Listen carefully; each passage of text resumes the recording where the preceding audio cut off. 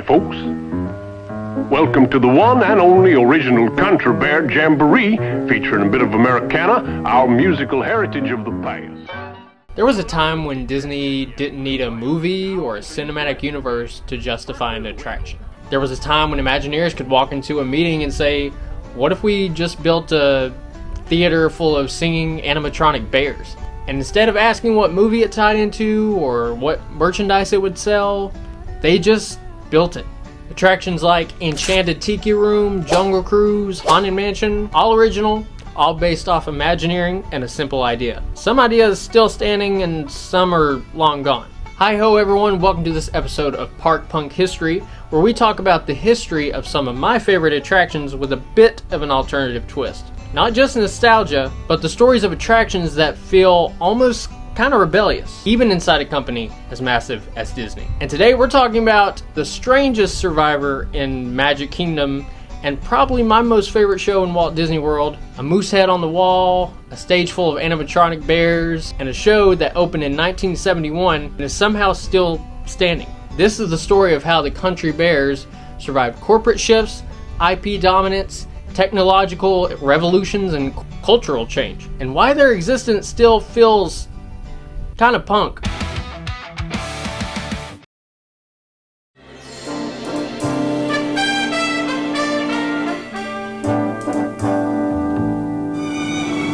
Hello everyone, I'm Julie Andrews and I'm here at the opening of the Walt Disney World in Florida.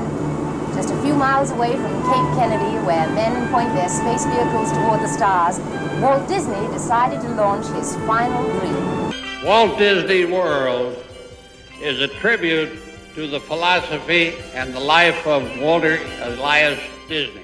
Magic Kingdom opened on October 1st, 1971. But this wasn't just another park opening. After Disneyland's success in 1955, Walt Disney wanted something bigger, more controlled, more immersive, and more expansive.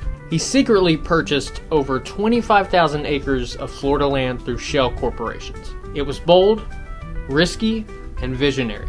Then in 1966, Walt passed away, which meant when Magic Kingdom opened, it wasn't just another park. It was proof that Disney could survive without its founder. Opening day was chaotic. Rides broke down, Florida humidity caused technical issues, crowds overwhelmed systems. But among the opening day attractions, there was something that was completely original. The Country Bear Jamboree. Not based on a film, not tied to a franchise, just bears. Some hillbilly bears. Eat your heart out, Jerry Reed. Creative force behind the bears was Mark Davis. Mark wasn't just an Imagineer, he was one of Walt's legendary 9 old men. The core animators behind Snow White, Bambi, Cinderella, and Sleeping Beauty. Then he transitioned to theme parks. He shaped Pirates of the Caribbean, Haunted Mansion, and some of the humor you might hear on Jungle Cruise. Mark Davis believed in character above all else. Not necessarily spectacle, not necessarily immersion, but character. And the bears feel like animated characters placed on a stage. They're exaggerated, expressive, and slightly chaotic. Henry is the stressed MC trying to hold the show together. Teddy Bear is the confident, flirtatious, commanding bear. Big Al is the unintentional, original emo of Disney. Big Al's performance of Blood on the Saddle is kind of dark for a Disney park. It's kind of uncomfortable, it lingers, but it's also very funny. And that tension, that's very Mark Davis.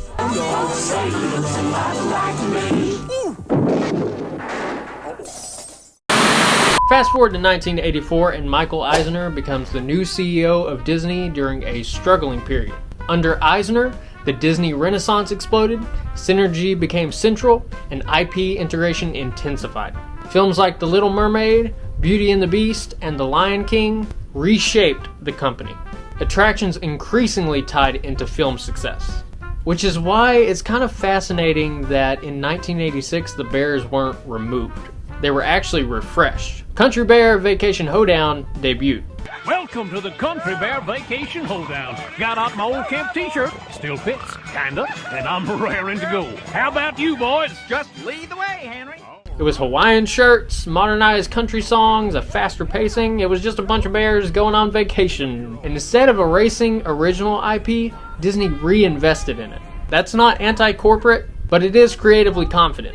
In fact, if you go to Tokyo Disneyland, you can still find Vacation Hoedown still running to this day. It's just something fun that Disney used to do with overlays in different seasons that you don't see much of anymore. It makes me think, why do overlays only have to exist at special occasions like the Halloween or Christmas parties? Like, wouldn't it be cool if Enchanted Tales with Belle had like a Christmas overlay with her Christmas dress, like the red one, and the story based off Belle's Enchanted Christmas? Speaking of Christmas,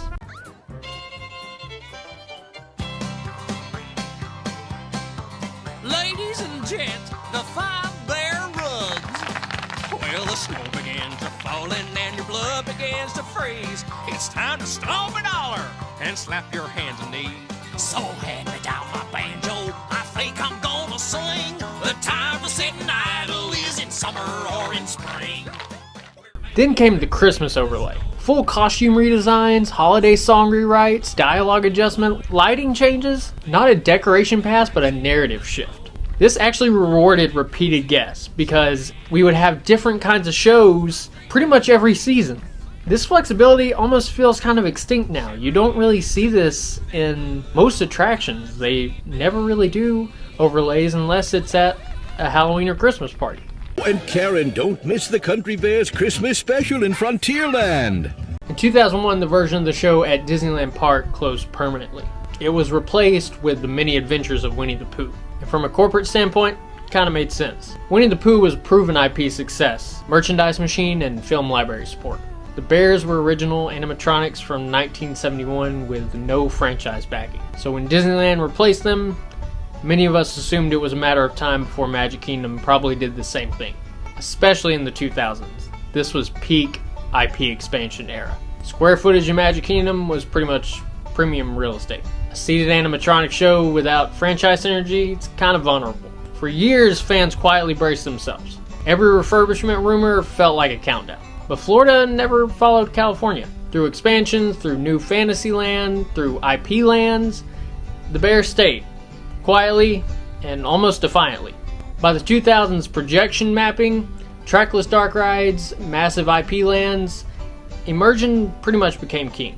Meanwhile, the Bears were still throwing it down in their rustic animatronic theater. It was slow, stage-based, and analog.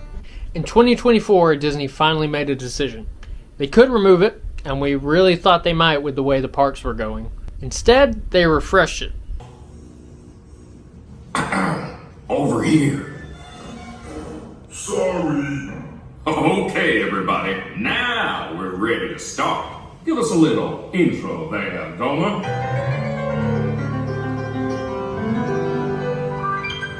Howdy, folks. Welcome to the one and only original Country Bear Musical Jamboree, featuring a wild and woolly assortment of grizzled old grizzlies singing a little country, a little western, and a whole lot of everything in between. Country Bear Musical Jamboree blends Disney songs into country-style arrangements. Characters remain intact, Big Al is still awkward, Henry still struggles to host, and Teddy Bear still commands the stage. Under Bob Iger's return and the newly announced Josh D'Amaro as CEO, we can only hope there's been renewed emphasis on balancing legacy and modern IP. This update didn't erase the Bears, it adapted them. And that's important. They weren't replaced with a franchise overlay, they were integrated into Disney's broader music library. It's a compromise, but it's a kind of respectful one. A lot of people say Country Bear Jamboree shouldn't still exist. It's slow, it's weird, it's not optimized for thrill metrics or cinematic immersion. And yet, it opened in 1971, it survived the Eisner era, it survived the IP machine, it survived the 2000s technological boom, and instead of being erased in 2024, it was reimagined. That's pretty punk, honestly. Not rebellion for rebellion's sake, but the quiet endurance of personality in a system that often prioritizes scale. The Bears are strange, they're theatrical, they're unapologetically themselves. In a world of hyper-optimized energy, that still feels a little punk. I want to know what you think about the Country Bear Jamboree. Is it your favorite? Do you think it should have just been replaced? Do you think the new show is great. I want to know what you think. If you enjoyed today's video, leave a comment, leave a like, and hit that subscribe for me. And if you hit the bell icon, it'll notify you when I upload another video. Hope you guys enjoyed today's episode of Park Punk History, and with that, we'll see you punks.